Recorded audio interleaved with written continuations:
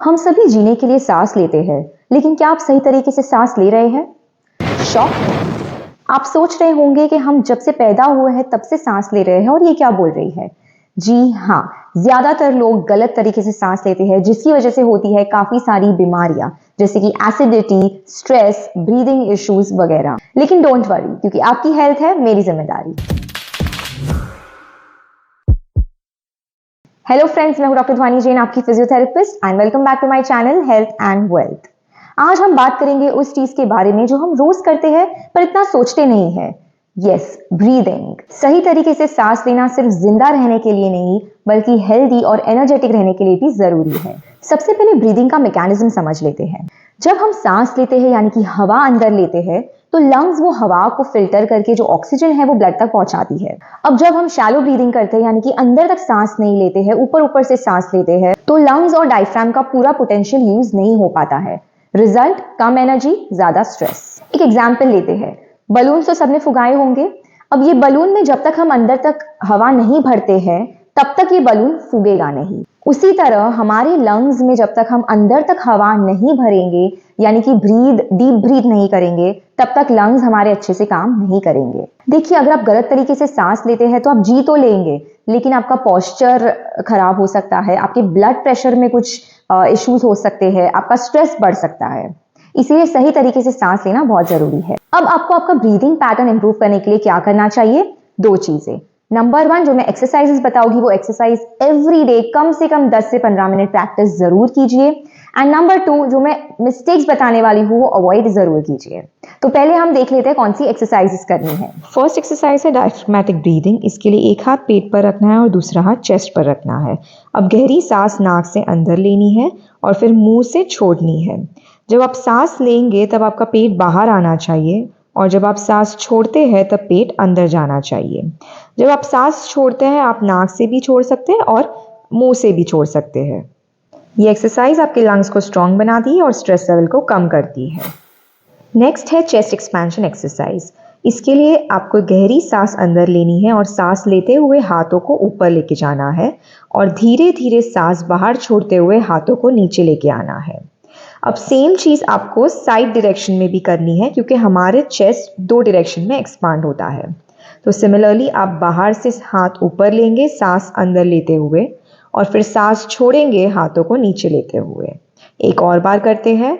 हाथ ऊपर, सांस अंदर, हाथ नीचे, सांस बाहर। ये एक्सरसाइज आपके लंग कैपेसिटी को बढ़ाती है और ब्रीदिंग मसल्स को स्ट्रॉन्ग करती है। नेक्स्ट है बॉक्स ब्रीदिंग। ये एक 4x4 ब्रीदिंग पैटर्न है। ये आपके एंजाइटी को कंट्रोल करती है और फोकस को इम्प्रूव करता है। इसमें आपको पहले नाक से सांस अंदर लेनी है 4 सेकंड्स तक, फिर 4 सेकंड्स के लिए होल्ड करना है, फिर 4 सेकंड्स तक सांस को छोड़ना है, और फिर 4 सेकंड्स के लिए अगेन होल्ड करना है, एंड रिपीट।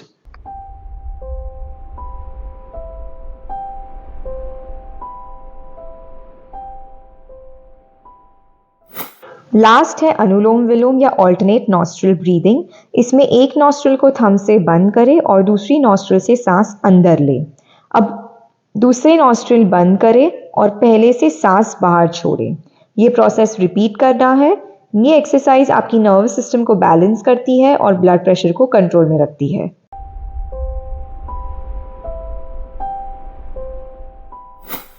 अब एक्सरसाइज तो आपको समझ गई होगी। अब हम चलते हैं कॉमन मिस्टेक्स की तरफ।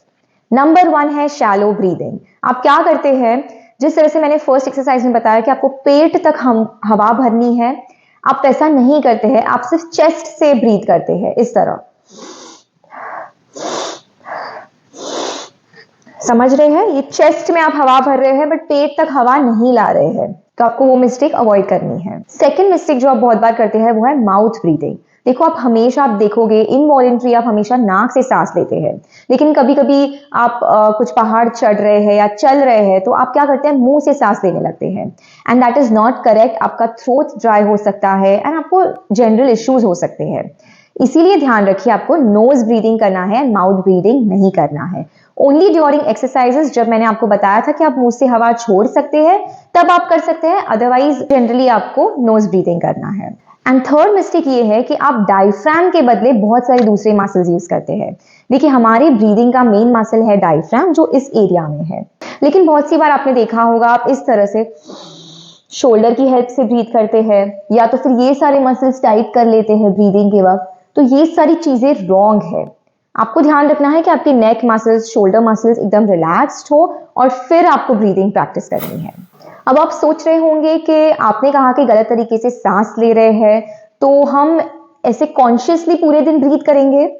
तो देखिए, मेरे कहने का मतलब ये नहीं है। आपको सिर्फ आपकी जो पैटर्न है वो रिकग्नाइज करनी है, आप क्या मिस्टेक्स कर रहे हैं, और फिर उसे सुधारने के लिए आपको डेली कम से कम 10 से 15 मिनट ये सारी ब्रीदिंग एक्सरसाइजेस प्रैक्टिस करनी है करेक्ट वे में, ताकि ऑटोमेटिकली आपकी बॉडी यूज टू हो जाए और आप सही तरीके से सांस लें और आपको कोई बीमारियां ना हो फ्यूचर में। सेकेंड, एक और चीज ध्यान रखनी है, वो है आप जब भी सारी एक्सरसाइजेस प्रैक्टिस कर रहे हैं, मेक श्योर आप सीधे बैठ के प्रैक्टिस करें, स्लाउच ना हो, वरना अगेन आपके लंग्स और डायफ्राम का फुल पोटेंशियल यूज नहीं होगा। अब सिर्फ सोचिए, अगर सही तरीके से सांस लेने के बाद आपकी बीमारियां कम हो सकती है, आपकी एनर्जी लेवल्स बढ़ सकते हैं, आप हेल्दी रह सकते हैं, तो फिर आप वेट क्यों कर रहे हैं? आज से ये सारी ब्रीदिंग एक्सरसाइजेस प्रैक्टिस करना शुरू कीजिए। वीडियो पसंद आई हो तो लाइक कीजिए, और अपने दोस्तों के साथ भी ये वीडियो शेयर कीजिए और उन्हें भी सही सांस लेने का तरीका समझाइए। और हाँ, प्लीज मेरे चैनल को सब्सक्राइब कीजिए और बेल आइकन प्रेस कीजिए, ताकि आपको आगे जो भी वीडियोस में लेकर आऊँ उसकी नोटिफिकेशन मिलती रहे। अगर आपको कोई स्पेसिफिक टॉपिक्स पर वीडियो देखनी है तो प्लीज मुझे कमेंट बॉक्स में कमेंट कीजिए, and I definitely make a video on that.